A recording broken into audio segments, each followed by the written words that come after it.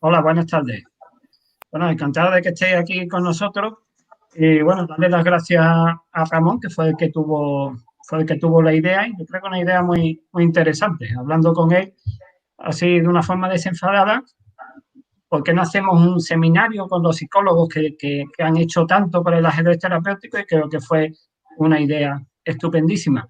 Y bueno, yo creo que lo hemos acertado espléndidamente con los ponentes. Eh, Tengo aquí la chuletilla porque son tan importantes, tienen tantos cargos que bueno, que hay que atinar bastante, ¿no? Mi amigo Fernando Mosquera es médico psiquiatra, es máster en gestión de salud mental, director médico de la red de salud mental de Álava, donde he tenido la fortuna de acudir. Voy a decir una cosa que, bueno, que lo aprecian muchísimo. Sé que es muy valorado por los trabajadores. Estuve dando allí un seminario y, bueno, es impresionante cómo gestiona aquello y cómo ha introducido el ajedrez terapéutico en adicciones de una forma espléndida. Creo que va a ser estupendo hoy a Fernando. Es investigador senior del Centro de Investigación en Biomedicina Red de Salud Mental y, bueno, autor de más de 40 artículos científicos publicados. Creo que es un lujo. Como es un lujo tener a María Rodrigo Yanguas, psicóloga sanitaria, máster en psicología deportiva, una persona que significa mucho en el mundo del ajedrez, tremendamente conocida. Yo la conozco desde hace mucho tiempo, he visto su evolución, es fantástica. Actualmente está en cuarto año de su tesis doctoral sobre la investigación de un videojuego terapéutico para el trabajo cognitivo en pacientes con TDAH, con trastorno por déficit de atención, algo que puede ser extraordinario, estamos deseando verlo.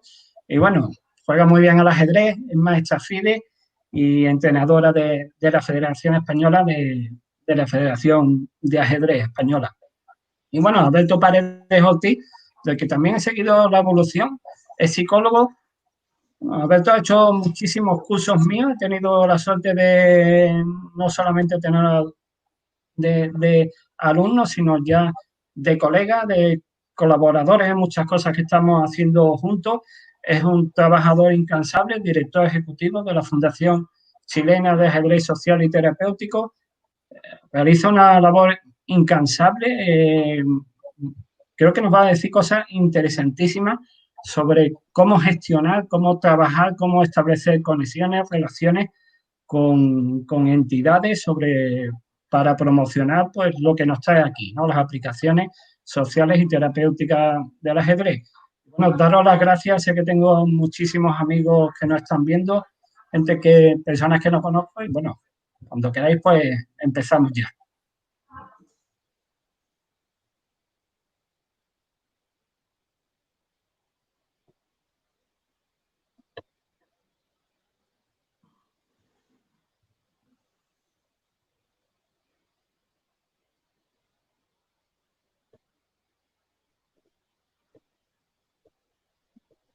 Sí, Ramón, ¿me pasas la presentación?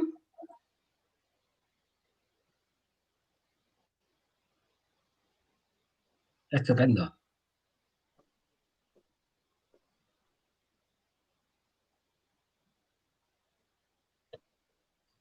Bueno, ajedrez terapéutico en mayores y discapacidad. Yo voy a hablar, yo voy a hablar de esta faceta, de mayores y discapacidad. Es lo que quiero hablar aquí. Os cuento un poco. Ajedrez como sistema terapéutico. Eh, yo represento, psicólogo, trabajo para el Club Maggi Extremadura y trabajamos con diversos colectivos desde hace ya bastante tiempo, desde hace ya más de 10 años. Y bueno, aquí tenéis nuestros colectivos con los que realizamos el ajedrez más terapéutico. No voy a hablar de los aspectos sociales, sino del ajedrez más terapéutico, entendido como un trabajo de recuperación, de rehabilitación cognitiva, como entrenamiento cognitivo. Estas son algunas de las imágenes. Todas las imágenes que veréis aquí, pues son imágenes de nuestro trabajo, ¿no? De nuestros centros terapéuticos. Eh, a mí me gusta decir, lo comenté ayer también en una webinar que estuve, bueno, que aunque Magic tenga unos 150, 160 socios, jugadores, pues cada año tenemos unas 500, 600 personas que están en nuestra órbita de aprendizaje. Personas con síndrome de Down, personas con esquizofrenia, mayores para el envejecimiento activo, drogodependientes. Es decir, el trabajo que estamos realizando en Extremadura se extiende por casi 20, 25 centros al año. Bueno, el entrenamiento cognitivo, que es donde nosotros trabajamos, donde hemos creado nuestra especialidad, que estamos fomentando, que estamos intentando externalizar, promocionar lo máximo posible. Nos basamos en que el ajedrez puede utilizarse como una herramienta terapéutica. Aquí tenéis las funciones cognitivas, las capacidades cognitivas de los seres humanos: percepción, atención, memoria, funciones ejecutivas, orientación espaciotemporal. En esas 5 estamos trabajando. Hemos creado un gran cuerpo de ejercicio, una gran batería bastantes baterías de ejercicio para trabajar a través del ajedrez, pues estas funciones que, bueno, que veremos ahora algunas de ellas. Se basa en, pues bueno, en lo que nos enseña las neurociencias, ¿no? La metáfora de que el cerebro es como un músculo que responde al entrenamiento es totalmente válida. Nosotros hemos querido realizar una especie de gimnasio de trabajo de esas funciones cognitivas como si fuera un gimnasio mental, y bueno, con el procedimiento propio del entrenamiento de la rehabilitación cognitiva, que es el trabajo de baterías de ejercicio de menor a mayor dificultad sobre las capacidades cognitivas concretas. ¿Cómo lo hacemos? Ya voy a pasar casi discapacidad y mayores. Bueno, estas son imágenes de cómo lo trabajamos, nuestra realización práctica. Nuestra forma de trabajo creo que es consustancial al qué, ¿no? A los contenidos. Bueno, tenéis aquí nuestro monitor, esta es la metodología. Realmente para este trabajo no precisamos monitores que realmente sepan mucho de ajedrez. Esa es una de las grandes ventajas del sistema. Lo llamamos individual dentro del grupo. Si veréis en las imágenes, se trabaja individualmente, pero el grupo forma parte del todo, no es nunca un trabajo individualizado. Los ejercicios, muchos de ellos son independientes del ajedrez, y el tablero mural es nuestro gran elemento de trabajo. Lo adaptamos con otros elementos, con tableros de mesa, con cartulinas, con otros elementos, pero con estos colectivos nuestro elemento básico de trabajo es el tablero mural. Aquí lo tenéis, ¿no? Mayores, discapacidad. ¿Cuáles son las ventajas de este trabajo? Bueno, de este procedimiento. Como veréis, los materiales son extraordinariamente económicos. Es muy fácil de aprender para los monitores. El grupo, se crea una unión de grupos realmente interesante. Es lúdico, participativo. Creo que lo veréis muy bien, ¿no? El aspecto lúdico de nuestro trabajo. Aquí tenéis ya a nuestros mayores sonriendo. Tenemos muchísimas mujeres en nuestro trabajo. A 15 de marzo teníamos 160 mayores. A partir del 15 de marzo, pues lo tuvimos que parar, lógicamente, pero de esos 150, 160 mayores, muchísimas eran mujeres. 11 centros de mayores, aquí veis, pues bueno, nuestro procedimiento habitual, las aulas en esos centros de mayores. Y bueno, ¿qué es lo que nos encontramos? Porque esto es interesante, ¿no? Cuando se habla del trabajo con mayores, pues bueno, para los monitores habituales parece que sería como empezar un curso normal con personas que tienen el mismo interés, los mismos conocimientos, las mismas funciones cognitivas. No, eso está muy lejos de la realidad, ¿no? Aquí tenéis a la izquierda la casuística: distinta edad, distintos niveles de conocimientos ajedrecísticos, muchísimos no saben nada, distinta capacidad cognitiva, motivación, distinto nivel cultural y formativo, también es muy importante esa distinción, saber que existe, pero con nuestra mecánica, con nuestro trabajo, que es el entrenamiento cognitivo, baterías que trabajan funciones cognitivas distintas, creo que lo superamos muy bien. Llevamos ya 12 años con ese, con esta metodología y bueno, os explicamos un poco en qué se basa. Eh, Nosotros trabajamos de esta forma, con los distintos colectivos de una forma terapéutica. Con mayores, ¿cuáles son las funciones cognitivas que decaen con el paso de los años? Bueno, aquí lo tenéis, ¿no? Atención dividida, atender dos cosas a la vez. Por eso a los mayores, cuando aprenden con cierta edad ajedrez, pues obligarle a que jueguen con reloj, pues es una decisión muy poco acertada porque les cuesta mucho atender a tareas distintas, a varios estímulos a la vez. La atención selectiva, eliminar distractores, les cuesta mucho trabajo. También mayor tiempo de reacción, la memoria de trabajo, manipular la información. Estas son las capacidades que declinan con los años. Entonces, ¿cómo lo trabajamos nosotros? Pues mira, eh, hemos dicho memoria de trabajo, ¿no? Una de las capacidades que declinan. Nosotros hacemos ejercicios de este tipo, ¿vale? Estos son nuestros ejercicios. Memoria de trabajo. Es la memoria que se manipula, no es una memoria pasiva que nos limitamos a referir pues lo que hemos memorizado, sino es una memoria activa con la que trabajamos. Voy a dejar 30 segundos para que veáis, para que memoricéis esto. Como sé que estamos con grandes ajedrecistas, no va a costar gran trabajo. Este es el procedimiento, ¿no? Nuestro procedimiento.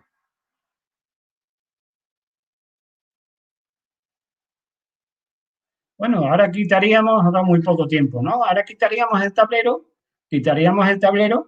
y haríamos preguntas a los usuarios. ¿Cuántas piezas había?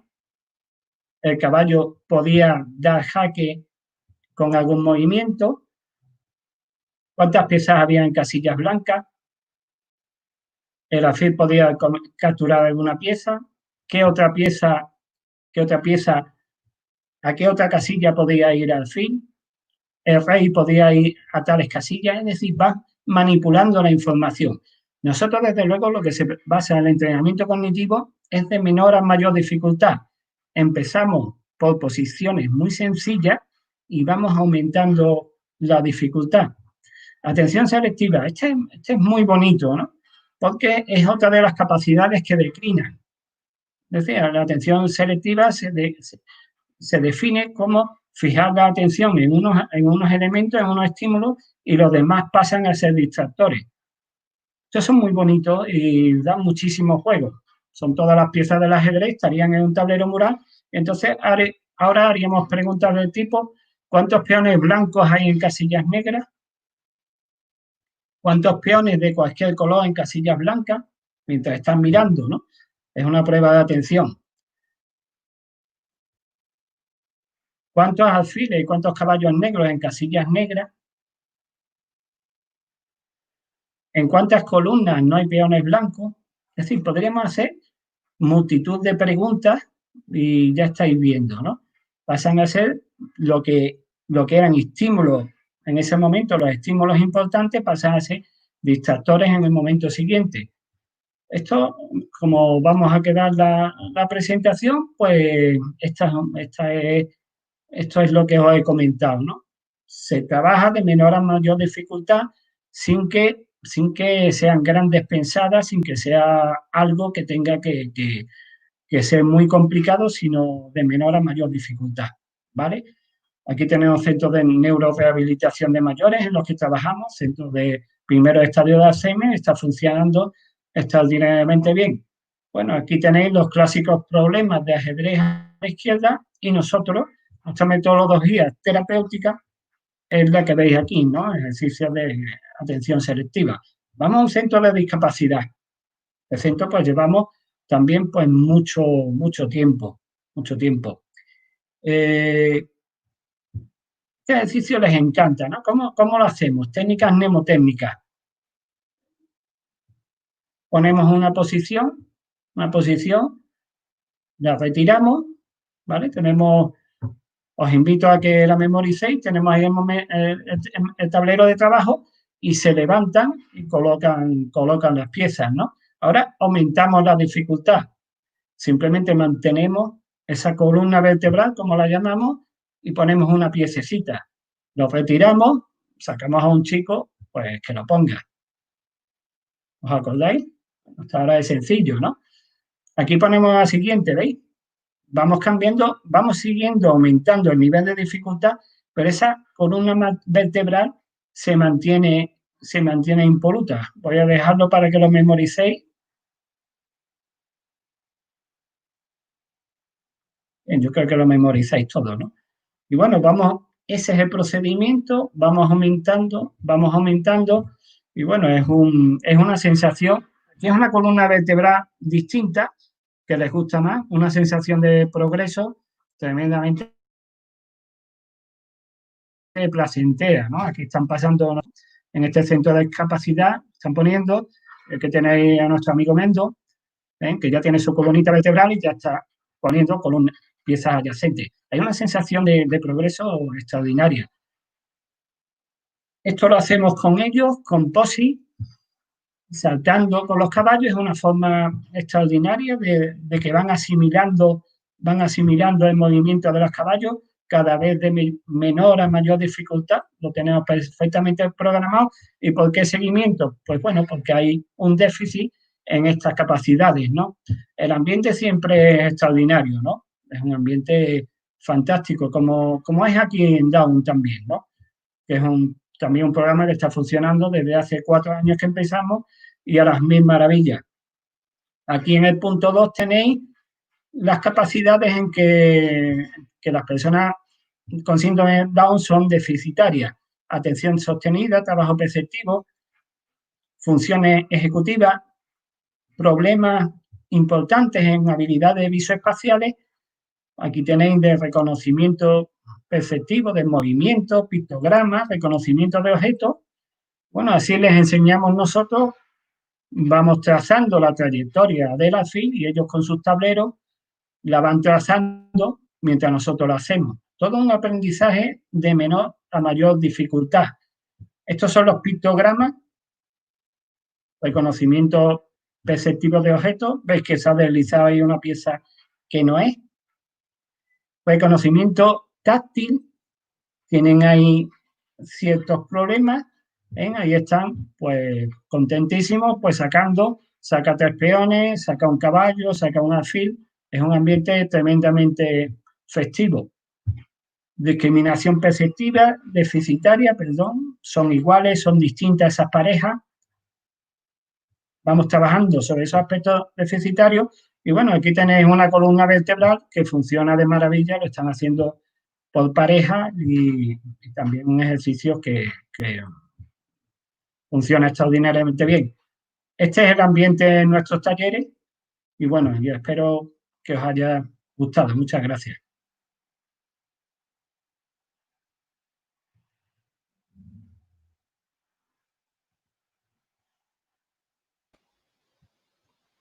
Tiene la palabra María Rodríguez. ¿Estáis viendo ya la presentación?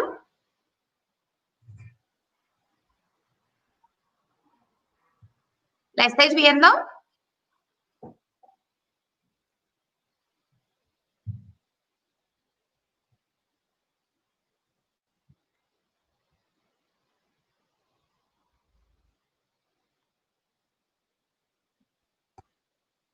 Me gustaría que todos por un momento cerrarais los ojos, intentarais describir en una palabra o en una imagen lo que han sido para vosotros esta cuarentena, el periodo que estamos viviendo. Yo intenté hacer esta actividad y la primera palabra que me vino a la cabeza y luego busqué una imagen fue de una montaña rusa, en la que había días buenos, días malos, incluso en el mismo momento en el mismo momento, en el mismo día, había altibajos, a veces me sentía superwoman, otras veces no tan bien. E intenté trasladar este conocimiento a lo que es mi vida, ¿no? Mi vida con el ajedrez, y me pareció que se resumía mucho cuando nosotros jugamos una partida de ajedrez. Lo que pasa que en una partida de ajedrez todas estas fluctuaciones de emociones transcurren en 5, 10, 15, una hora, lo que dura una partida de ajedrez. Fijaros, para los ajedrecistas y los que no son ajedrecistas, nosotros cuando empezamos una partida de ajedrez tenemos una serie de emociones, tenemos un contrincante que está enfrente y ya empezamos a interactuar desde un lenguaje no verbal. En el momento que nosotros movemos la primera pieza, ya vuelven a cambiar sus emociones y estamos con la incertidumbre que cuál va a ser, cómo nos va a responder el rival, porque el rival nos puede responder de 1000 formas diferentes, o 1000 tampoco, pero de muchísimas formas diferentes. En el momento en que el rival interactúa y nos manda un nuevo mensaje con un movimiento, soy yo la que tengo que crear, somos nosotros los que tenemos que crear una nueva jugada en respuesta a la jugada que nos han dicho ellos. Todas esas jugadas que creamos, hay un procesamiento cognitivo, como lo que nos ha estado contando Juan Antonio, pero también hay un procesamiento emocional. Por ejemplo, yo muevo esta jugada, saco una de mis piezas y indirectamente y directamente estoy amenazando el punto de F7. Mi rival responde y yo vuelvo a responder. En este momento estoy amenazando que la dama capture el peón de F7 y con ella estamos creando un jaque mate. Es decir, mis emociones en ese momento suben porque sé que mi objetivo final, que es dar jaque mate al rey negro, estoy muy cerca de ella. De repente mi rival responde con un caballo en H6 con la idea de defender el punto de F7 y que yo no dé jaque mate. En ese momento mis emociones vuelven a cambiar, lógicamente, porque ha habido un obstáculo que me está impidiendo conseguir mi objetivo final, que es, como he dicho, dar jaque mate. Por eso tengo que regular y para seguir luchando por el objetivo, decido jugar D4. El objetivo de D4 es que mi alfil de C1 capture al caballo de H6, que es una piedra que está en mi camino y me está impidiendo dar ese mate. La vida transcurre, ¿no? O el día transcurre, desaparece, bueno, las negras deciden comer el peón y yo estoy ya más cerca del objetivo. Fijaros cómo el alfil se ha comido ese caballo que estaba defendiendo el punto de F7. Y de repente he conseguido ganar la partida, estoy dando jaque mate. Ahora mis emociones van a ser totalmente diferentes a cuando yo empecé la partida. Quizá en la partida era incertidumbre, ahora estoy feliz. Pero estoy feliz y a la vez trato de estar empática con el sentimiento que está haciendo mi rival, bueno, lo que está sintiendo en ese momento mi rival. Ponernos en la piel del rival porque en ese momento ha perdido. Igual que nosotros ganamos partidas, nosotros también perdemos partidas. Es incuestionable que la mente y el corazón están unidos, que si yo tomo decisiones también hay una parte emocional que las toma y que cuando yo estoy sintiendo emociones hay una parte de racionalización, hay una parte de memoria que también influyen en esas emociones. Para entender un poco cómo pensamos, cómo sentimos, creo que está bien entender un poco a nivel muy general cómo funciona nuestro cerebro. Y es que el cerebro humano, desde que existió el Homo sapiens, desde que existió la especie humana, no es el mismo el que conocemos nosotros. El cerebro humano ha sufrido 3 modificaciones principales. Podríamos decir que el cerebro humano está formado por 3 minicerebros. Aparecería un primer cerebro, que sería el cerebro reptiliano, que es el cerebro que tienen todos los animales vivos, y es un cerebro que se basa en los instintos, la supervivencia, es decir, el comer, la reproducción, el beber y el respirar.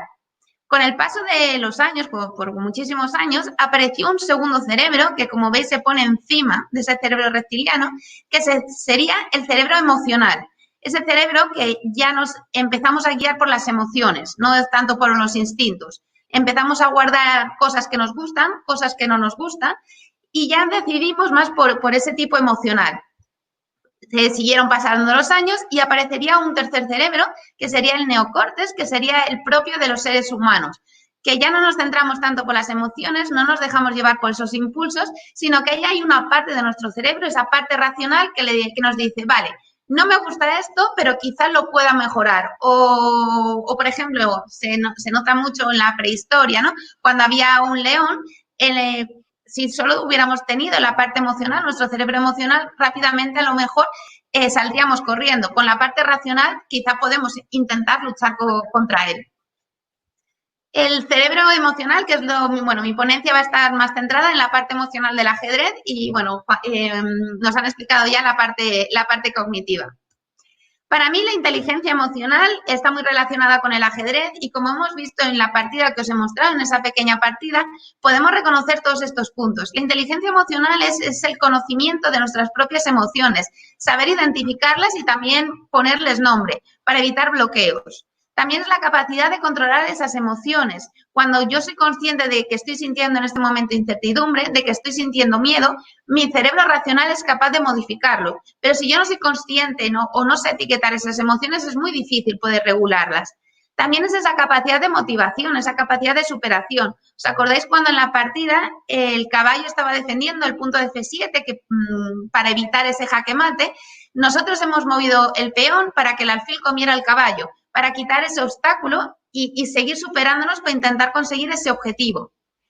También la inteligencia emocional es ponernos en la piel de la otra persona, es esa palabra mágica que tanto se escucha ahora, que es la empatía. Es decir, intentar entender el punto de vista de la otra persona y no solo tener nuestro propio punto de vista. Por último, es el control de las relaciones, es decir, las capacidades de las habilidades sociales. Fijaros que en la partida, no lo he nombrado anteriormente, pero cómo la dama y el alfil coordinaban conjuntamente para conseguir el punto de F7, para poder dar jaque mate. En nuestra vida también, en nuestra vida diaria, si nosotros actuamos como únicas personas, aislados, al final nuestra meta va a estar, bueno, nuestros objetivos se van a ver muy limitados. Sin embargo, si coordinamos con muchas personas, nuestros objetivos van a estar o nos va a resultar mucho más fácil conseguir esos objetivos. Ahora bien, una vez que hemos entendido un poquito qué es el cerebro, cómo funciona el cerebro humano, hemos entendido cómo con una partida de ajedrez se puede plasmar lo que hemos vivido en la cuarentena, que ha sido un momento muy extraordinario, incluso en el día a día, que se ha escrito científicamente sobre ajedrez y emociones.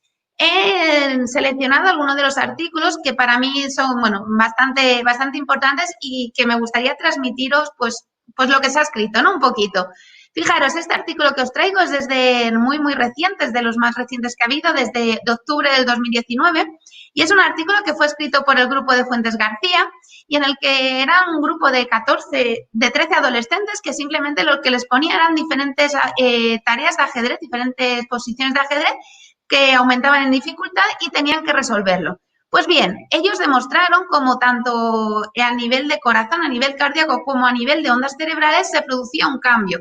Y ese cambio dependía del nivel de las actividades, del nivel de fuerza de la propia actividad. Fijaros que retomo un poco la imagen que os he puesto de la unión entre el corazón y el cerebro, y es que ambos órganos están muy conectados. Os traigo también otro artículo que fue escrito, esta investigación fue hecha en Reino Unido del grupo de Powell, fue publicada en 2017 y es que vieron cómo cuando nosotros jugamos una partida de ajedrez se activan las mismas áreas cerebrales que cuando nosotros establecemos una empatía con otra persona. Fijaros lo que os había dicho también antes, la empatía, la importancia que es en el ajedrez y cómo nosotros siempre nos ponemos en la piel de la otra persona. Me salgo un poco más del ámbito médico y me voy ahora al ámbito escolar. Os presento un artículo realmente interesante publicado en el 2012 en España, en la Universidad de La Laguna, por el grupo de Aciego de Lorena García, una grandísima profesional. En este estudio lo que hicieron fue comparar cómo los niños, adolescentes, de 6 a 16 años, si no me equivoco mal, había dos grupos, ¿vale? Había un primer grupo en el que hacían de extraescolar ajedrez y un segundo grupo que hacían de extraescolar fútbol y baloncesto. Los profesores evaluaron a los niños antes y después de realizar estas actividades durante, creo que fueron unos 6 meses, y pudieron comprobar cómo los niños que hacían el ajedrez a nivel extraescolar mejoraban a nivel cognitivo, pero lo que consiguieron demostrar comparado con otros artículos que se habían publicado es que las capacidades socioemocionales eran superiores los niños que habían hecho ese grupo de ajedrez. Me voy un poco a mi terreno, que es el ámbito de ajedrez en el ámbito terapéutico, y quiero destacar 2 artículos en el que se utiliza el ajedrez de una forma de recuperación. Fijaros, en este artículo publicado en Brasil por el grupo de Gonçalves, Trabajaron con cocainómanos y hicieron 2 grupos. Un grupo control, podríamos decir así, siguieron con la terapia que habitualmente sigue, y un segundo grupo quisieron meter una forma diferente de recuperación, una diferente forma de terapia, en el que hacían entrevistas motivacionales, más utilizaban el ajedrez. Fijaros, las conclusiones que sacaron, los resultados fue que el grupo de ajedrez, junto con la terapia motivacional, hacía que los pacientes cocainómanos tuvieran una recuperación mucho mayor frente al grupo que seguía con su tratamiento habitual. Y por último, os traigo este artículo escrito en Irán. Es un artículo bastante sencillo, pero cuando lo leí, la verdad que me impactó realmente.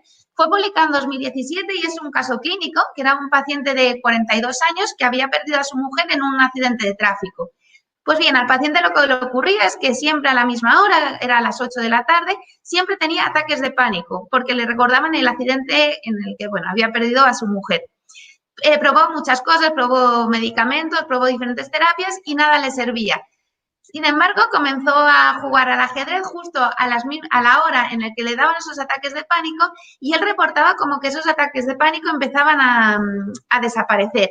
Además, es curioso porque decía que él se tenía que poner ejercicios, hacía ejercicios y jugaba partidas en un nivel intermedio. No podían ser ni niveles muy fáciles ni niveles difíciles. Es decir, tenía que ser un nivel que él le requería un pequeño reto, pero que pudiera resolverlo.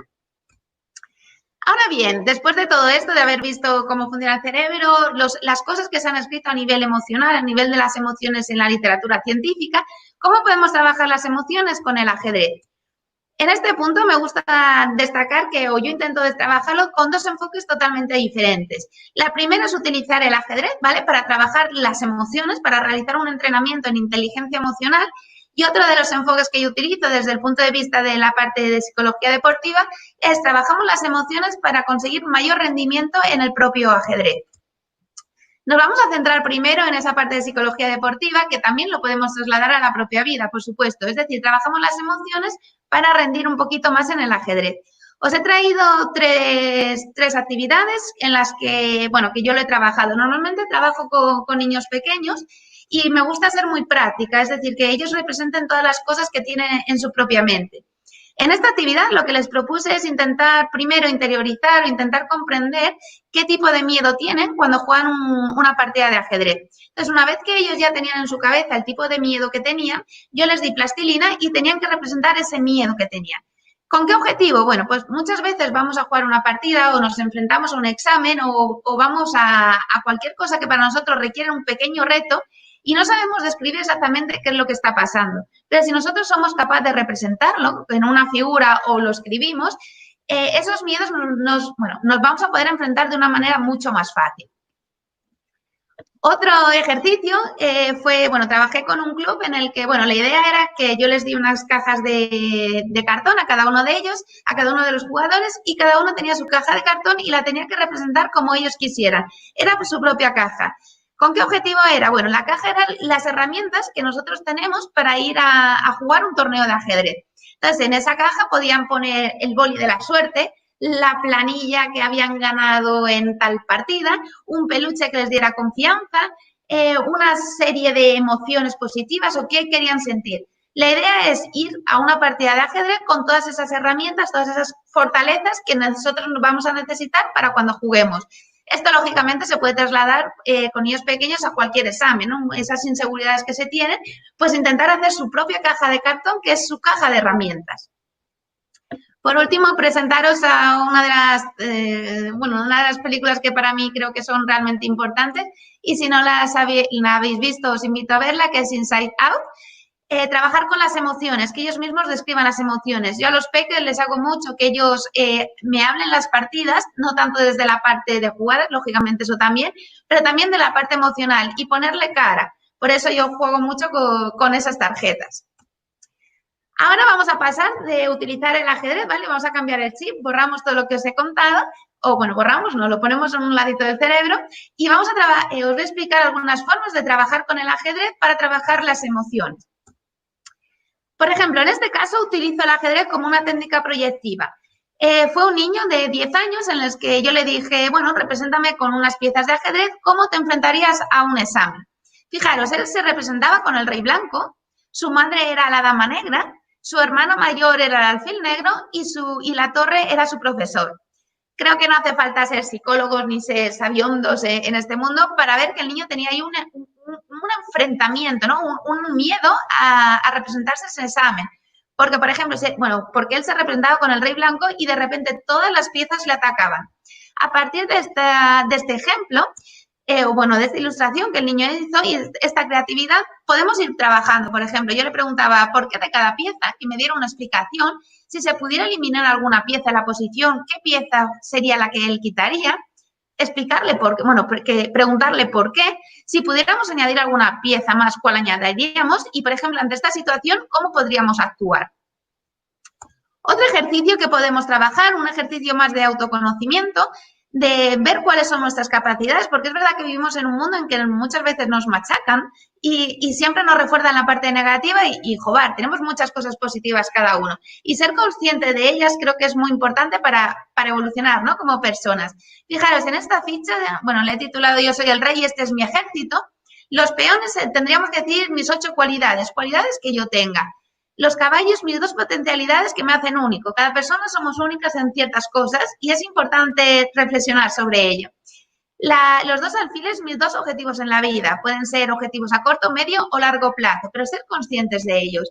Las torres, mis 2 aspectos a mejorar, porque es cierto que tenemos potencialidades, pero también hay cosas que podemos mejorar y ser mejores como personas. Y por último, la dama sería como mi mejor virtud.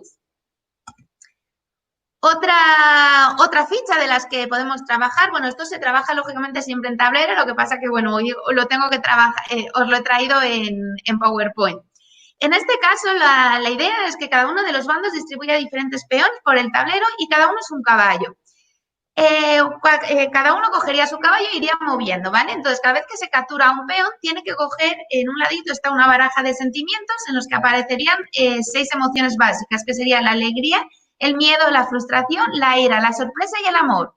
Cada vez que un bando come un peón, tiene que coger una de estas tarjetas y si, por ejemplo, le sale miedo, tiene que echar memoria y describir una situación en la que sintió miedo. Puede ser tanto en el ajedrez como en su propia vida. La idea de esto es empezar a verbalizar y ponerle ese toque emocional a las vivencias que nosotros vivimos. Otra actividad en las que podemos trabajar también, como digo, también en tablero, sería un poco ver esas piedras que nosotros tenemos en el camino. Como en la posición inicial que os puse ese caballo, ¿vale? Que defendía el punto de C7. La idea aquí es que cada uno de los bandos coja 5 tarjetas, 5 o 6, las tarjetas que queráis, y tiene que escribir piedras que ellos tengan en el propio camino, ¿vale? O cosas que a ellos les estén obstaculizando. Hay millones de cosas, por ejemplo, a lo mejor ser introvertido o que no me llevo bien con tal compañero.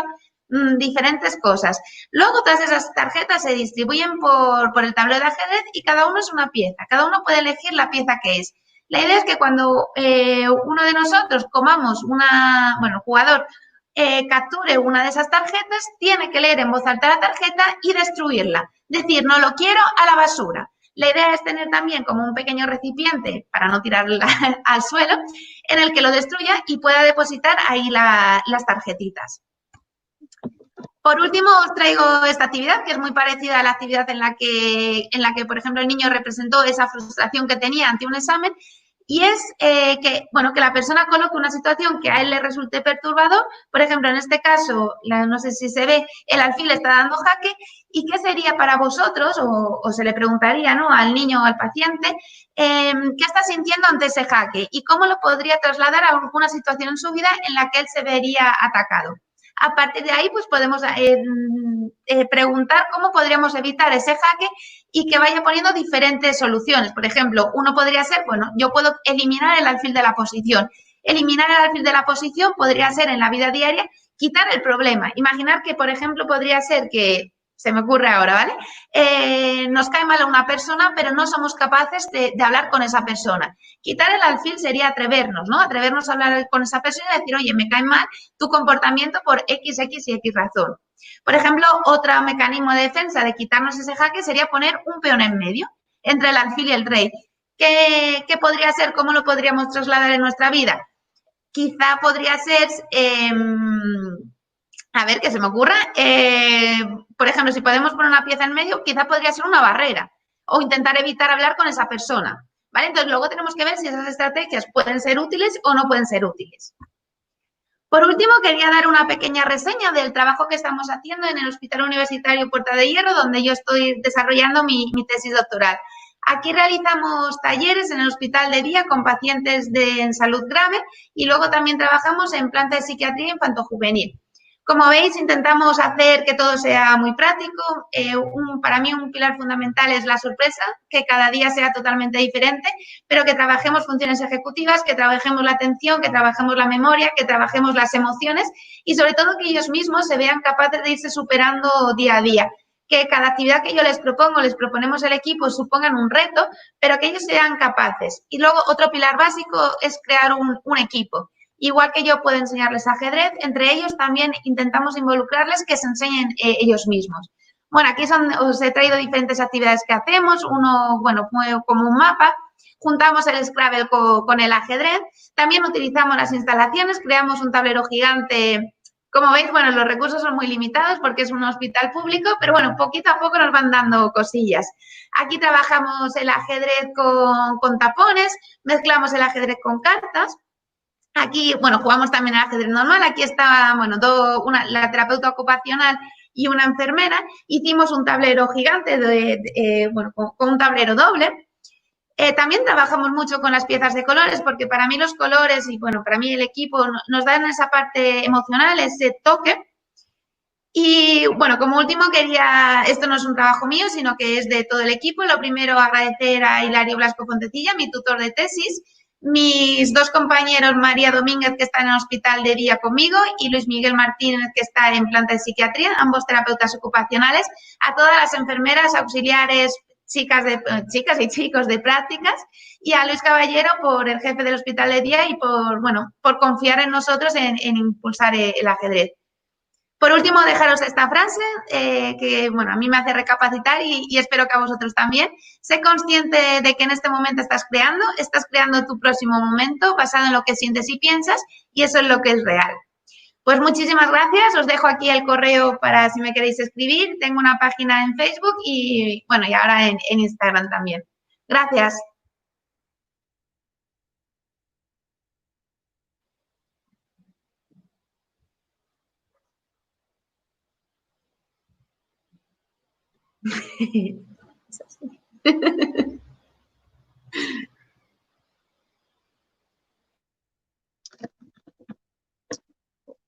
Hola, muy buenas tardes. Un saludo desde Santiago de Chile. Acá son las 14 horas. Y bueno, luego de un largo trajín para poder coordinar el tema laboral, afortunadamente pudimos establecer la conexión. No sé si Ramón me puede ayudar con la presentación. Aprovecho de darle las gracias, bueno, a Juan Antonio por la presentación y la invitación. Al organizador Ramón, por cierto, por poder estar en esta actividad. Saludar también a María Rodrigo y a Fernando, los compañeros de panel. Con María pudimos compartir por ahí por el 2018 en su visita a Santiago junto con otros compañeros de la fundación. No sé si la presentación está disponible. Ahí sí, perfecto. Agradecerle nuevamente a Ramón porque han habido hartas dificultades técnicas y él me va a ayudar para poder realizarla. Bueno, lo que yo les quiero entregar es una mirada acerca del ajedrez social y terapéutico desde América Latina y específicamente desde la Fundación Chilena de Ajedrez Social y Terapéutico, que es la entidad que yo represento. Pasamos a la siguiente. Bueno, empezamos. El ajedrez social y terapéutico se podría visualizar como una tercera fuerza. Luego del ajedrez tradicional o competitivo, que por cierto tiene luz propia, y también del ajedrez educativo, que también cuenta con una larga tradición.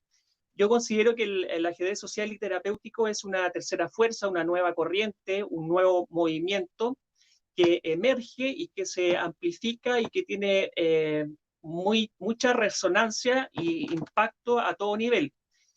A mi juicio, uno de los principales valores de este movimiento que yo le denomino es que ha sido capaz de aglutinar a distintos actores de distintos ámbitos y profesiones en torno a un camino de largo aliento. Como se plantea en la lámina, ¿por qué es un movimiento, a mi juicio? Como señala ahí, es una identidad colectiva cuyo objetivo es desarrollar y promover una tendencia. Esa definición, que es de un profesor mío que se llama Claudio Ibáñez, del Instituto Chileno de Psicología Positiva, representa muy bien lo que yo visualizo acerca del ajedrez social y terapéutico. Y también se me ocurrió hacer esta mención como tercera fuerza, haciendo una analogía o un guiño a lo que es la historia de la psicología en referencia a las corrientes dominantes, ¿cierto? Que por un lado emergió el conductismo, el psicoanálisis y posteriormente el humanismo. Esa es, digamos, yo lo visualizo de esa manera. Ahora bien, en cuanto a los poderes del ajedrez social y terapéutico, yo los aglutinaría, por una parte, en términos de la psicología, en segundo lugar en términos de la labor social o la dimensión social, y un tercer aspecto relacionado con el ajedrez propiamente tal. Yo creo que esta receta logra reunir estas tres dimensiones de una manera muy potente, y para los que somos psicólogos es una puesta en escena tremendamente atractiva. También yo agregaría como un elemento que subyace a las personas que estamos involucrados en este movimiento, en esta tendencia, la característica de que nos mueve una convicción y pasión que es bastante, digamos, llamativa, y que se transmite el contagio. Puedo mencionar, por ejemplo, el trabajo que realizamos en la red internacional con compañeros de distintos países como España, Argentina, Chile, Uruguay, etcétera, y la verdad es que es un entusiasmo que desborda, y hay mucha pasión ahí a la base. También yo, a mi juicio, considero que un elemento, al menos desde mi parte, el ajedrez social y terapéutico tiene un sentido político. Un sentido político desde una perspectiva amplia, por supuesto, no de política partidista, porque apunta, en definitiva, a la transformación y el cambio a nivel personal y social. Y por qué no entre los pueblos. Prueba de ello es que estemos acá compartiendo, digamos, desde Santiago de Chile con los compañeros de España. Por lo tanto, yo creo que es muy, digamos, potente el valor y la riqueza que se puede obtener a través de estas nuevas aplicaciones. Pasamos a la siguiente, por favor. Ahora, las vías de expresión del ajedrez social y terapéutico. Evidentemente, la cuna natural puede ser a través de los clubes deportivos. Prueba de ello es, cierto, el Club Magic que dirige Juan Antonio. Pero también existen otras alternativas, y eso es lo que yo quiero un poco transmitir, y esta presentación enfocarla más bien en términos de algún tipo de elemento de orientación para las personas que nos están escuchando, y que pueda servir, digamos, como experiencia, ya sea en América Latina o España, o en otra parte. De acuerdo a lo que yo observo, hay otras modalidades de poder expresar el ajedrez social y terapéutico, como les mencionaba, que puede ser a través de emprendimientos individuales, que pueden ser monitores o profesores de ajedrez o profesionales de distintas áreas que realicen iniciativas de carácter individual en este sentido. Un tercer aspecto puede ser desde la academia, es decir, desde el ámbito universitario, no solamente en términos de investigación, que a mí me parece fundamental, y yo creo que ahí evidentemente tenemos que apuntar a lo que se mencionaba en el webinar de ayer en términos de investigación aplicada y poder medir impacto, etcétera, y también lo que mencionaba recién María, ¿cierto?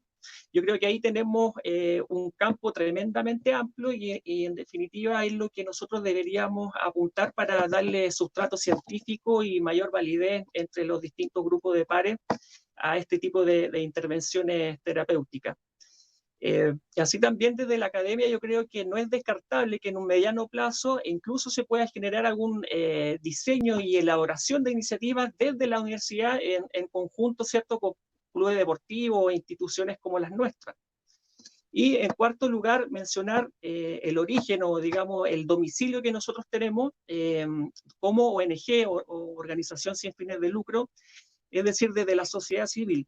Nosotros elegimos esta modalidad porque, bueno, básicamente no somos ajedrecistas, somos profesionales del área de salud, y así también apostamos por establecernos desde esta modalidad de la ONG porque creemos que tiene mayor impacto hacia afuera, hacia la sociedad. Por lo tanto, yo visualizo esas 4 vías de expresión del ajedrez social y terapéutico. Pasamos a la siguiente, por favor. Algunos elementos de desarrollo institucional, o más bien algunos aspectos que para nosotros han sido importantes o que todavía lo son, digamos. Yo creo que hay algunos elementos que pueden servir para aquellas personas o instituciones que están, digamos, intentando posicionarse en relación al ajedrez social y terapéutico. Lo primero es la estructura legal. Esa es la madre de todas las batallas, puesto que eso le otorga, digamos, opciones de poder tener una base que le permita operar en términos legales, obviamente, y también aspirar a un financiamiento. Como experiencia, nosotros tuvimos un inicio un poco fallido en términos de que elegimos una estructura legal que en Chile no era la más adecuada para nosotros, por lo tanto migramos de la figura de asociación a fundación, puesto que tenía mayor atractivo en términos de la toma de decisiones a nivel interno y también en términos de poder aspirar a fuentes de financiamiento. La estructura legal tiene que ver también con la impronta o con el estilo que le quieren impregnar a la institución. Así también respecto al modelo de financiamiento, esto es fundamental para que esto sea algo sostenible en el tiempo. No basta con generar iniciativas que sean financiadas y que se le pueda remunerar o pagar al monitor. La experiencia indica, para que las ONG puedan funcionar en el tiempo, es que sean capaces de generar ingresos propios de manera permanente, de manera tal de poder tener una estructura laboral que permita que esto sea permanente y no sujeto a los vaivenes del financiamiento público o privado. En ese sentido, la generación de ingresos tiene que ver principalmente con ser capaces de prestar servicios, pero también tener la capacidad de tener una estrategia, por ejemplo, de captación de socios, de donaciones que permitan, digamos, poder funcionar de manera adecuada. Otro aspecto que se menciona ahí son los convenios y alianzas. Yo en ese sentido creo que al menos en nuestra fundación es un aspecto clave y que tenemos ese sello distintivo porque tenemos una cantidad muy importante de convenios y alianzas. En la parte legal, precisamente, nosotros partimos con un convenio con una consultora en ese sentido. Pertenecemos a comunidades de organizaciones solidarias, que es una especie de patronal que aglutina a distintas entidades sin fines de lucro a nivel nacional, que incorpora alrededor de 200 a nivel de Chile. Participamos de una red de voluntarios, tenemos un acuerdo con una empresa que un auspicio, digamos, para ver el tema de los materiales, los relojes, etcétera, para llevar a cabo nuestra iniciativa, convenios con clubes deportivos. Hemos colaborado con ExpoChess, con los amigos del País Vasco. Recientemente suscribimos un convenio con EducaChess, que es de Jordi Prió, de Cataluña también. Y quizás como una categoría intermedia mencionar, evidentemente, los convenios que tenemos con el Magic y con Juan Antonio Montero, que a la fecha de hoy tenemos 4, y no sé si estoy cometiendo una infidencia, pero acabamos de cerrar un quinto convenio que nosotros somos impulsores, digamos, en relación a lo que es Magic Extremadura con instituciones de salud en Chile y que tiene que ver básicamente con implantar este método creado por Juan Antonio Montero en este tipo de instituciones. Una de ellas, por ejemplo, el Hospital Sotero del Río, que es el hospital público más grande de Chile, y nosotros apostamos digamos, a que se pueda implementar este tipo de iniciativas, idealmente poder evaluarla y que se pueda ir consolidando y creciendo en el tiempo. Acabamos de firmar un quinto convenio y la verdad es que nos tiene muy contento el desarrollo que ha tenido esa iniciativa, y esperamos pronto tener resultados y ojalá, o por qué no, poder publicarlo, que sería nuestro propósito en el mediano plazo. En relación a las alianzas, también nosotros generalmente cuando hacemos iniciativas apuntamos a poder tener una contraparte o un socio. Y en ese sentido es bastante relevante poder hacer un mapeo de actores que tengan que ver con distintos ámbitos de actuación. Bueno, en el caso de nosotros nos trabajamos lo que es salud mental, discapacidad, adulto mayor, etcétera. Por lo tanto, hay que tener mucha capacidad para poder detectar, digamos, alianzas que sean provechosas en dicho sentido.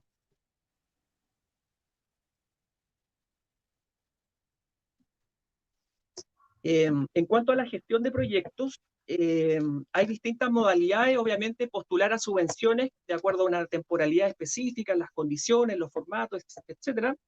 Pero también la opción que nosotros hemos utilizado y que en realidad es bastante evidente, ¿cierto?, es poder tener la capacidad de autogestión y poder salir a la búsqueda de socios o de instituciones amigas vinculadas a distintas áreas que puedan de alguna manera ser una ayuda y una contraparte para que esa postulación o esa presentación del proyecto pueda tener mucho más peso, sobre todo nosotros que somos relativamente nuevos, llevamos 3 años de funcionamiento y evidentemente hay instituciones más antiguas y de mayor prestigio que pueden otorgarnos ese soporte a la hora de postular a distintos fondos.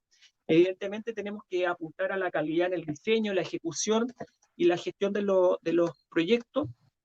También identificar experiencias previas y de alguna manera siempre apuntar a la calidad.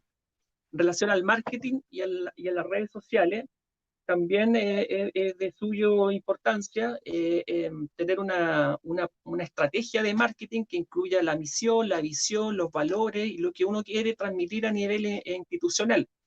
También a nivel de las redes sociales, evidentemente el partido se juega ahí.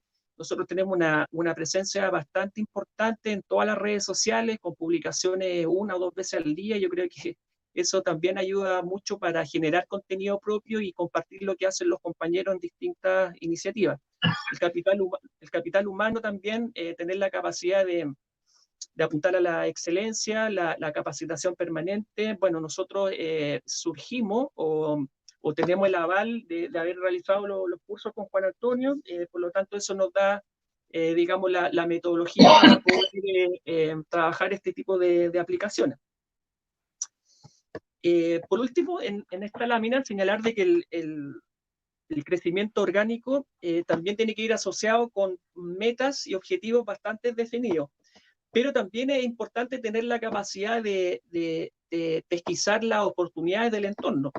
Lo digo a propósito de la pandemia, ¿cierto?, por COVID-19, y tuvimos nosotros que reconvertirnos de alguna manera y asumir esta nueva realidad de confinamiento, y tuvimos que girar a través de nuevas iniciativas de carácter online, que si tengo tiempo lo voy a mencionar. Pasamos a la siguiente, por favor.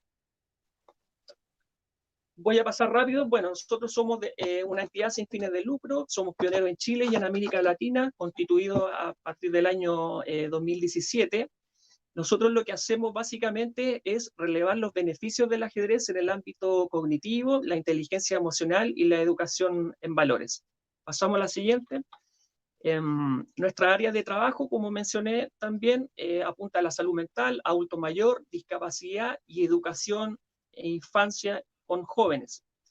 A propósito de estas nuevas oportunidades o la situación de confinamiento que nos afecta acá en Chile, que entre paréntesis está muy complicado el tema acá de la pandemia, también hemos tenido que buscar nuevos ámbitos de actuación y una de ellas que aparece ahí mencionada es una academia de niños de carácter online que apunta también a la parte deportiva, que inicialmente nosotros no lo teníamos incorporado, pero a partir de estas contingencias hemos introducido esta iniciativa que ha funcionado bastante bien con alumnos de Argentina, Perú, México, etcétera. Y también a propósito de esta irrupción online en el ajedrez, recientemente acabamos de suscribir 2 convenios con universidades de Chile. La primera, la Universidad de Valparaíso, en mi casa de estudios, entre paréntesis, y la Universidad Católica, dirigido al ámbito de los adultos mayores. Y acá lo que vamos a hacer es gimnasia mental o estimulación cognitiva, neurorehabilitación, entrenamiento, en fin, hay distintas denominaciones basadas en ajedrez. Por lo tanto, lo que quiero transmitir es que a partir de la contingencia o del problema del COVID-19, hemos tratado de transformarlo en una oportunidad y buscar nuevos campos de desarrollo.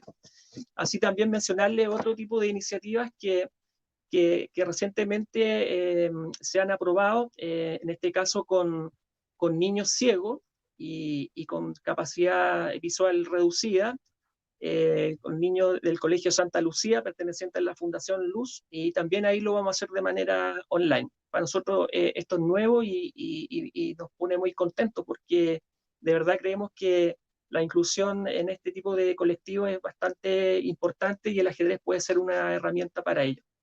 También dentro de estas iniciativas nuevas vamos a iniciar un programa de ajedrez que se llama Estación Ajedrez, donde nuestro objetivo será difundir difundir el ajedrez, pero en un sentido amplio, no solamente el ajedrez social y terapéutico, sino que también otros aspectos, considerando que en Chile el ajedrez no es masivo.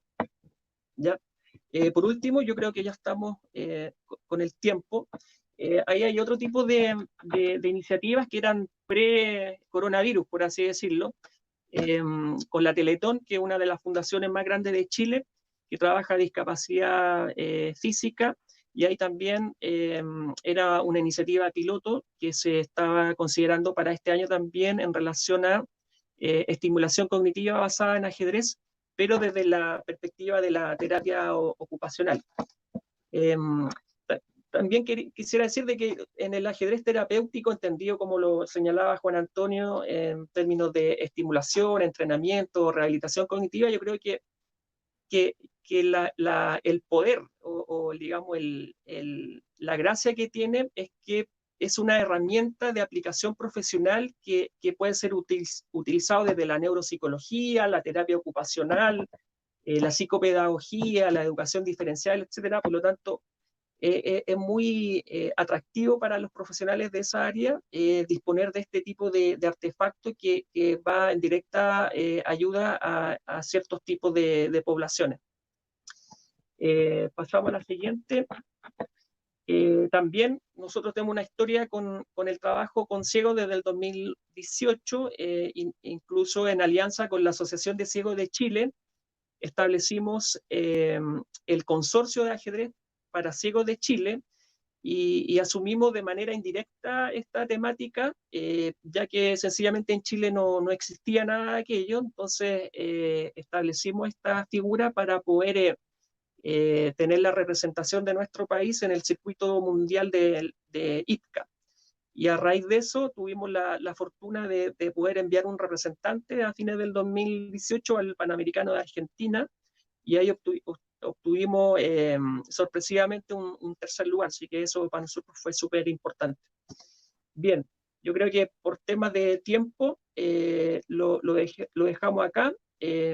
Quizás lo último de la red internacional, mencionarle de que también lo iniciamos a partir del año 2017. En la actualidad hay más de 8 países, instituciones de 8 países de España, Chile, Argentina, Uruguay, Perú, Colombia, Brasil, etcétera, más de 20 instituciones y personalidades destacadas como María también. Y comentarle de que nosotros creemos, o yo, digamos, creo que el ajedrez es un instrumento de cooperación internacional porque sencillamente es un motor de vínculos y que promueve las relaciones simétricas entre las personas.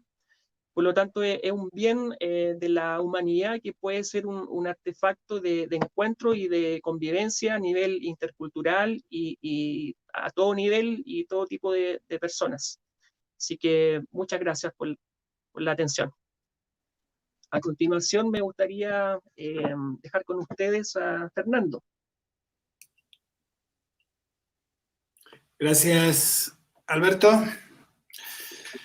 Bueno, yo quiero contarles de la manera más breve y espero que sencilla posible la experiencia que en Álava hemos desarrollado o hemos estado desarrollando estos últimos años con relación a la utilización del ajedrez como herramienta terapéutica. Bueno, nosotros lo hemos hecho en rehabilitación cognitiva, específicamente en pacientes con adicciones.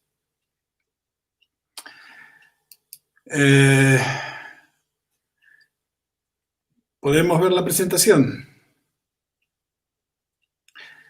Entonces,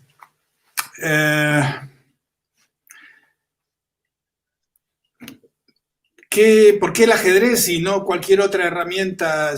Todos sabemos que existen muchas herramientas que se utilizan en rehabilitación cognitiva. ¿Y por qué nosotros creemos que el ajedrez es tan interesante desde este punto de vista terapéutico? Fundamentalmente porque el ajedrez es muchas cosas. Es absolutamente, si existe una palabra para definirlo conceptualmente, es la de versatilidad. Por una parte, es un juego. Y como juego, es divertido, entretiene, permite que la gente que lo desarrolla pase un momento entretenido, pero al mismo tiempo también permite que desarrollen capacidades o habilidades. Y a diferencia de otros juegos, el ajedrez en concreto tiene una característica peculiar, y es que prima la reflexión sobre la acción o sobre la reacción, que es lo característico en otro tipo de juegos. Por otra parte... Perdona, Fernando, sí, la presentación no te la puedo entrar porque no la tengo. A ver, si la puedes abrir. vamos. Sí, la tengo abierta. Sí, pero no la tengo en pantalla. Tienes que hacer share screen. Sí, ya lo he dicho. A ver, voy a volver a reiniciarla. A ver si así conseguimos. La vuelvo a abrir.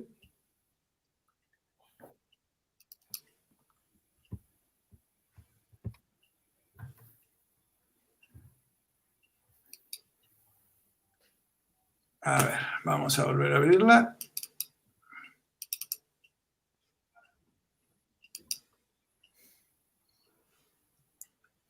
Ahora, ¿tampoco? No la tengo. No. Tienes que ir a Share Screen y abrirla allí. No, ya estoy Bueno, así. Pues ves. A ver, espera que voy a reiniciar esto. Es que no me aparece siquiera en la ventana de la aplicación. Bueno, os la cuento sin diapositivas. Bueno, la vas explicando, correcto. A ver, ahora sí. ¿Apareció ahí? ¿La has podido?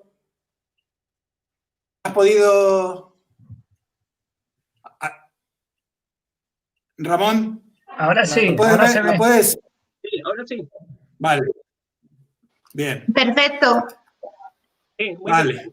Entonces, decíamos que vamos a ir más rápido decíamos que como juego, a diferencia de otros, premia la reflexión sobre la acción y la reacción, y tiene una gran ventaja, que es muchos juegos al mismo tiempo. Quiero decir, en función de cuál sea tu nivel de juego, puedes tener desde un entretenimiento que es mero cálculo, incluso menos que eso, si el nivel es muy bajo, casi es un juego de azar en gente que apenas sabe mover las piezas, hasta adquirir niveles de conocimiento estratégico o de implementación de secuencias, de planes, hasta ya adquirir niveles mucho más de conceptualidad mucho más altos, como por ejemplo conceptos de armonía, de equilibrio, estéticos, en fin, diferentes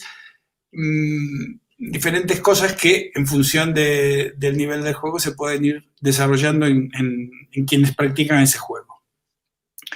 Por otra parte, es un juego muy popular, lo practica muchísima gente y por ende mucha gente ya lo conoce. Según la FIDE hay cerca de 300 millones de jugadores, pero los cálculos más creíbles y más verosímiles hablan de que hay más de 600 millones de jugadores en el mundo.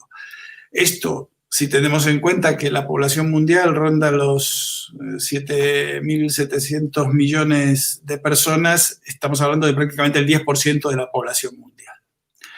Otra característica es que el ajedrez también tiene una naturaleza que es deportiva, independientemente de la vieja cuestión, el debate de si es o no un deporte, que muchos se empeñan en debatir o en oponer frente a los que compiten y juegan en ajedrez. Lo que sí está claro es que el ajedrez tiene una estructura deportiva que tiene un aspecto que es competitivo y que de hecho en muchos sentidos es probablemente uno de los deportes donde con más intensidad y durante más tiempo seguido se está luchando contra un rival, ¿no? En ese sentido, independientemente del grado de actividad física, que también lo tiene, realmente no tiene sentido no entenderlo como tal.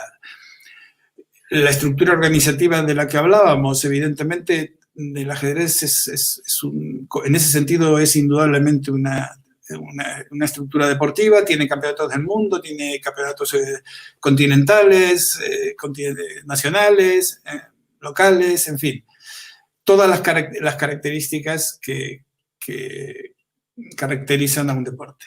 Por otra parte, también requiere una aptitud física, sobre todo en los altos niveles. No existe ningún jugador de un nivel alto que no cuide su capacidad física y, de hecho, cuanto mayor es su aptitud física, mejor es su nivel de juego. Bueno, vamos a pasar, ya era esto simplemente una anécdota de la cantidad acerca de la cantidad de jugadores federados que existen en España, que rondan los 30.000, y esta característica curiosa de cómo influyen los medios en el número de federados. Si os fijáis, ese pico corresponde a la época en que Kasparov y Karpov tuvieron sus titánicas luchas, y el Campeonato Mundial de Sevilla, que fue en el 87, coincide con el nivel más alto de federados en España de todo el tiempo. Esto es para compararlo con otras actividades como el baloncesto o el fútbol, donde evidentemente se está muy por debajo, y más o menos con otros deportes con los que el número de federaciones, de federados es similar, como el rugby o la pelota. El ajedrez también puede ser entendido desde un ámbito científico, con una perspectiva científica, fundamentalmente porque se puede estructurar y se puede generar un cuerpo de conocimiento a partir de una observación y un desarrollo de principios y de leyes. Esto, además, en los últimos años, con la intervención de los ordenadores, bueno, ha sufrido un cambio brutal, pero la propia complejidad que tiene el juego permite esto. Quienes jugáis al ajedrez no necesitáis que os diga nada, pero para quienes no, si hay alguien aquí escuchando este seminario y no conoce mucho de este juego, que sepáis que el número de partidas teóricas, hipotéticas, que se pueden desarrollar es más alto que el número de átomos que tiene el universo. Se calcula que existen alrededor de 10 a las 100.000 partidas posibles, y tenemos que este número supera con creces cualquier cuantificación imaginable de cualquier cosa en nuestro universo conocido. también tiene un componente que es estético y además un componente estético que, bueno, por una parte, obviamente, tiene que ver con que el ajedrez es una actividad humana y el hombre per se siempre está en la búsqueda de la belleza y en desarrollar una conceptualización estética en todo lo que desarrolla, pero además, en concreto, en el ajedrez se desarrolla una sensibilidad estética específica, lo cual es enormemente interesante. Quienes también conozcáis un poco el juego sabéis que hasta hace muy poco eran muy típicos los premios de belleza en los torneos, que se habla de finales artísticos y que muchas veces realmente la emoción que genera desde un punto de vista estético una combinación o una partida perfecta, entre comillas lo de perfecta, es comparable a la que puede generar una obra de arte, como un cuadro, un libro, una película. Todas estas características hacen que el ajedrez tenga esa riqueza a la hora de poder ser utilizado como herramienta. En diferentes ámbitos, indudablemente, tanto en el educativo, en la educación en valores, en la integración social, y en el ámbito concreto en el que lo hemos desarrollado nosotros, que es el de la rehabilitación cognitiva, es fantástico. O por lo menos nos ha mostrado una utilidad muy, muy, muy clara. Bueno, después si habéis participado ayer en el seminario que se desarrolló ayer, esto probablemente lo podríais saltar, pero bueno, para que no estén, simplemente comentaros que como hemos trabajado en rehabilitación cognitiva, dos ideas básicas sobre qué son las funciones cognitivas, sencillamente o de una manera muy simple, son aquellas condiciones a partir de las cuales se desarrollan todas las funciones superiores. Son, digamos, los prerequisitos básicos de cualquier actividad intelectual, tanto para el aprendizaje, la adaptación al medio y fundamentalmente son las que nos permiten adaptarnos de una manera adecuada a todas las situaciones que surgen en nuestra vida. De manera también muy, muy básica y muy elemental, podemos hablar de funciones cognitivas básicas y superiores. Las básicas fundamentales son la atención, la percepción y la memoria, y las superiores, el pensamiento, el razonamiento y el lenguaje. Ahora en concreto, es el programa del que os quiero contar lo que hemos podido observar en estos 5 o 6 años que llevamos desarrollándolo.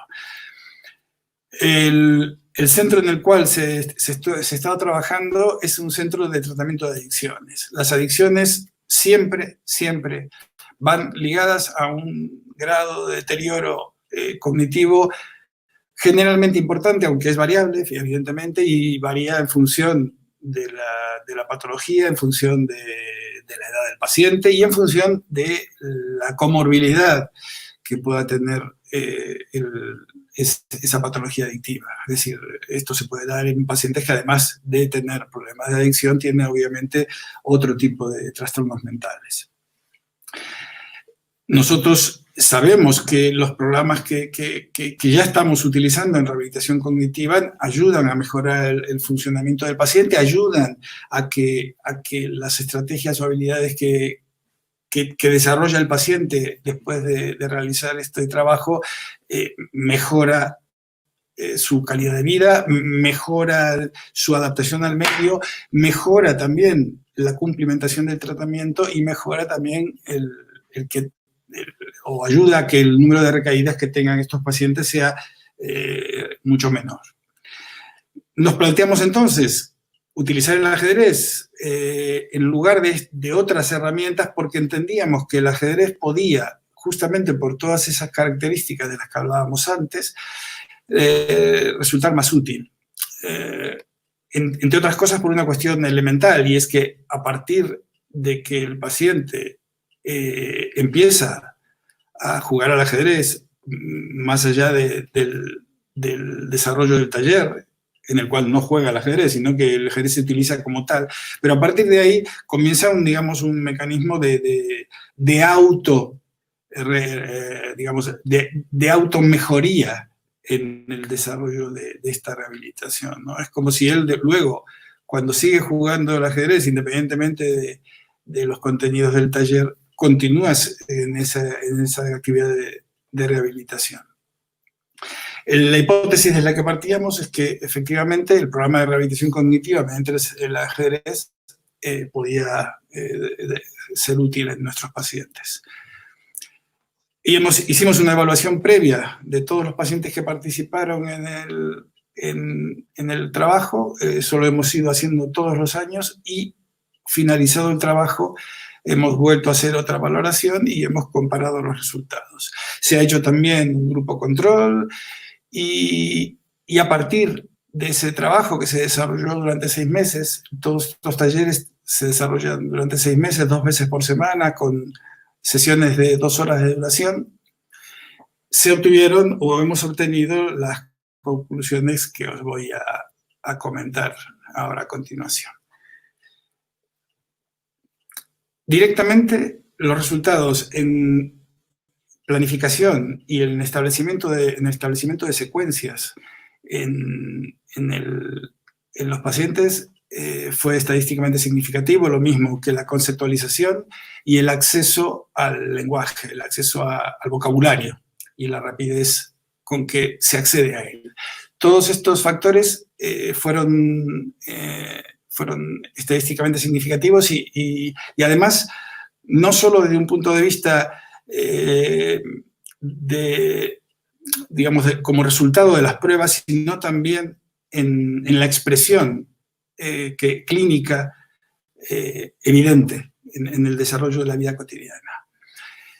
Luego, tras los análisis correspondientes estadísticos, también advertimos que la atención selectiva, la concentración y la resistencia a ser distraído por parte de otras actividades también mejoraba notablemente.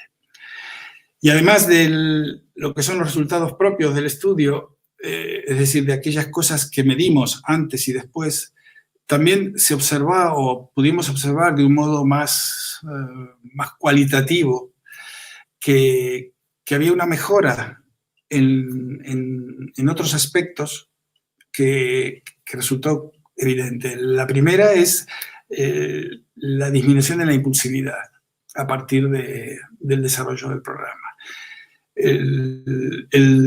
Que los pacientes aprendieran a tomarse un tiempo o tomarse más tiempo del que habitualmente se tomaban para tomar decisiones o para actuar.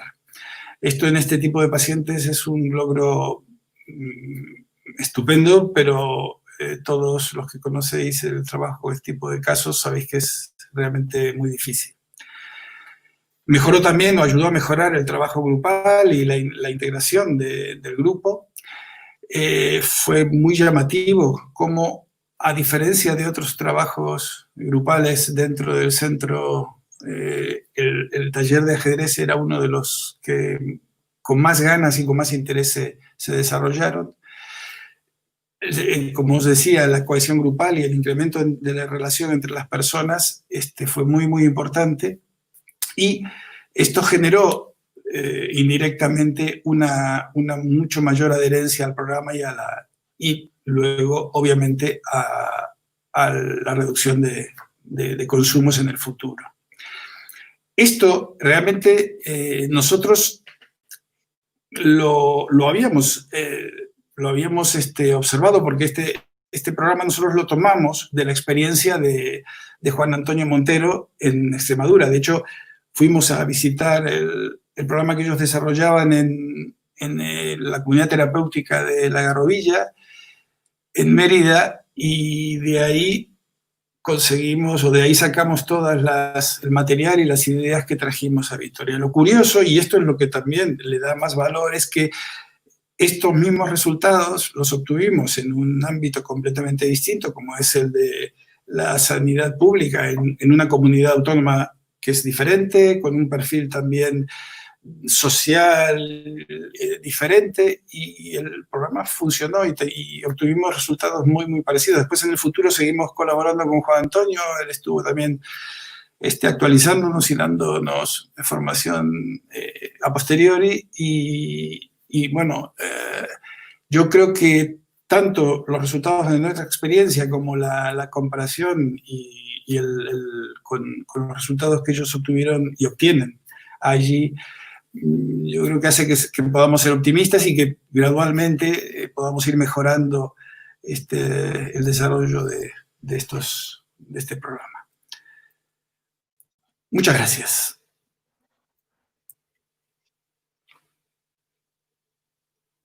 Gracias.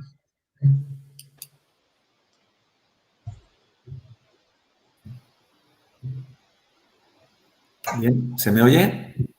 Sí. Bien. La presentación, ya no se ve, ¿no? La presentación de Fernando. Vale, vamos a pasar al turno de preguntas. Y bueno, ahí habían varias. Voy a ver si las encuentro. Por el principio os diré el nombre y las preguntas. Han ido participando la audiencia mucho, les ha encantado, comentarios muy positivos de todas las partes. Y a ver si encuentro la primera pregunta, porque ha habido mucha participación y... A ver. Iré diciendo el nombre. Os la pondré aquí en pantalla. Aquí, la primera. Luis Alberto Tardío Fernández. ¿Cómo valoráis que ha afectado o que puede afectar el confinamiento vivido en estas experiencias integradoras y terapéuticas? Esto ha salido al principio, pues posiblemente vaya dirigido hacia ti, Juan Antonio. Una pregunta. Sí, conozco a Luis Alberto, es muy competente, es de por aquí. Yo creo que está afectando de una forma ambivalente. Nos está poniendo mucho las pilas con la cuestión tecnológica. Desde luego, trabajar con ciertos colectivos pues es complicado en cuestiones tecnológicas. Pero bueno, nosotros estamos manteniendo el taller de mayores de una forma que no hubiéramos imaginado, que vía WhatsApp, y nos está saliendo bastante bien. Estamos experimentando, estamos en ello y está saliendo muy bien. Es decir, creo que tiene, como todo lo del confinamiento, como la montaña rusa esta que nos ha dicho María, está teniendo esos picos, ¿no? Hay que intentar quedarse en el pico de arriba, es lo que creo. Muy bien. Nosotros, nosotros en el hospital las sesiones ahora individualmente sí que están viniendo los nenes, pero grupales lo estamos haciendo por Zoom. Empezó el confinamiento y bueno, pues adaptándonos también los ejercicios que hacemos pues de una forma diferente. Muy bien. Miriam Monreal pregunta, dice, esto va dirigido a Alberto, ¿y estos convenios qué suponen? Y también te pregunta, ¿trabajáis de forma conjunta?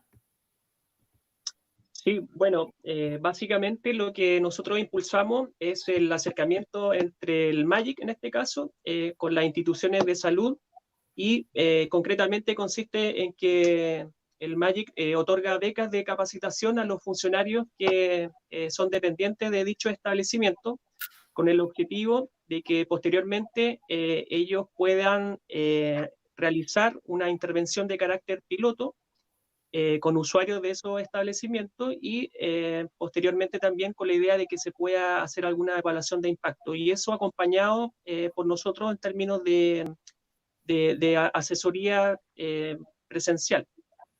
Esos son básicamente los convenios que nosotros tenemos hasta ahora. No sé si Juan Antonio quiere profundizar más en eso. No, es lo que tú dijiste antes. Creo que estamos enseñando en nuestra metodología y está funcionando realmente bien. Alberto hace una labor allí fantástica y es un aglutinador. Yo creo que en no muchos años se verá un gran movimiento de ajedrez social y terapéutico en Chile. Muy bien. En América Latina. Muy bien. Miriam Monreal, Fernando, dice, ¿en los talleres se enseña a jugar al ajedrez o se trabajan ejercicios de atención, memoria, concentración o combináis ambas? No, nosotros en los talleres está expresamente prohibido jugar al ajedrez. De alguna manera, sí es verdad que existe una especie de intención paradojal, es decir, prohibimos que se juegue con el deseo de que ellos rompan esa prohibición. Esto tiene que ver con la técnica de Juan Antonio. Quiero decir, lo que además Juan Antonio lo mencionaba antes cuando hablaba de que los monitores no necesariamente tenían por qué tener una formación muy, digamos, un nivel de juego o una formación ajedrecística importante, ¿no? Lo cual también lo hace mucho más fácil a la hora de la implementación. Pero respondiendo a la pregunta de Miriam, el tema es que nosotros no solo no los hacemos jugar, sino que literalmente les decimos que allí no se juega ni se va a aprender a jugar. Otra cosa es que de manera, digamos, por detrás subyace el deseo de que sí lo hagan y de hecho, sin que sea explícito, se les estimula. De hecho, una actividad que hacemos habitualmente es, por ejemplo, para quienes saben jugar, que al final son todos, traemos a un maestro que les da unas simultáneas o que hace una demostración de ajedrez a ciegas. Quiero decir, por otro lado, hay por detrás un estímulo procurando que ellos rompan esa prohibición explícita a posteriori del taller, ¿no? De que termine el taller. Muy bien, Xavi García, Bou. Formulé una pregunta para María sobre el trabajo realizado con los niños, sobre el perfil de ellos, edad, intereses, características. Pues es que nosotros trabajamos en hospital, bueno, en realidad en 3 ámbitos. Una no lo he querido decir, que es, bueno, de mi tesis doctoral, pero, o sea, es porque lo estamos trabajando ajedrez vía online. Pero en las 2 que he mostrado, trabajamos una es en el hospital de día con pacientes de estado grave, que son adultos. Entonces, lo que hacen ellos es gente que ha salido ahora mismo de la planta, ahora mismo, salen de la planta, ¿vale? Y entonces van a este tipo de hospitales para hacer como una transición a la vida normal. Ahí hacen diferentes actividades. La verdad que es un hospital que están apostando por cosas innovadoras y entonces trabajamos 2 horas de ajedrez terapéutico allí. La primera hora suelen ser ejercicios atencionales de memoria y la segunda hora sí que trabajamos con el ajedrez. Y luego trabajamos también en planta de psiquiatría infantojuvenil, que ahí es igual que lo otro. Normalmente los pacientes suelen estar 3-6 meses, ahí cada día cambia. Iba los martes y los jueves, unos 45 minutos, y entonces por las mañanas yo entraba y el terapeuta ocupacional me decía, pues tenemos 4 niños, 2 intentos de suicidio, uno esquizofrénico y otro pues lo que sea. Y entonces a partir de ahí yo tenía que crear un taller pues para intentar englobar esas 4 patologías. Entonces, claro, los perfiles cambian totalmente. Y ahora en mi tesis doctoral, que estamos trabajando con el ajedrez, bueno, Hilario siempre trabaja en consulta con el ajedrez, tiene el ajedrez como una forma de herramienta terapéutica para diagnosticar y para ver las evoluciones de los niños. Ahí son todos niños con TDAH, con medicación. Muy bien. Miriam Monreal dice, para María, cuando trabajas en los hospitales, ¿trabajas de forma coordinada con los maestros? Bueno, con los maestros no, trabajo de forma coordinada, necesito, la terapeuta ocupacional, que siempre estoy yo, y una terapeuta ocupacional y enfermeros y toda la gente que se quiera integrar. Pero como es una actividad adicional, en realidad, igual que luego se hace en hospital de día, en planta de psiquiatría también tienen sus profesores, pero son otras actividades totalmente paralelas. Entonces, trabajamos un poco en paralelo todos. Muy bien. Pues ya no hay más preguntas. Hemos excedido el tiempo en 20 minutos. Estaba previsto una intervención de un cuarto de hora para cada uno, más 15 minutos de preguntas. Sería 1 hora y cuarto. Llevamos 1 hora y media pasadas. Y bueno, los comentarios son muy positivos. Todo el mundo está contento. Y bueno, hemos tenido una afluencia de un máximo, hemos llegado a 26 personas. Y bueno, creo que ha estado bien. Pensar que ahora, bueno, ha habido muchos webinars, ha habido mucho tema que presentar. Mañana hay otros más. Y bueno, yo me doy por contento. Ha sido un placer escucharos. sois unos cracks, los 4. Ya lo sabía porque conocía vuestro trabajo y me lo había estudiado y me lo había estado mirando e investigando. Y por lo que veo la audiencia también, porque Miriam veo que os conoce muy bien, Xavier García Bou, bueno, todos los que han ido participando. Y la verdad, ha sido un placer. E incluso creo que, bueno, más adelante volveremos a tener contacto porque me quedo con poco, al menos yo personalmente.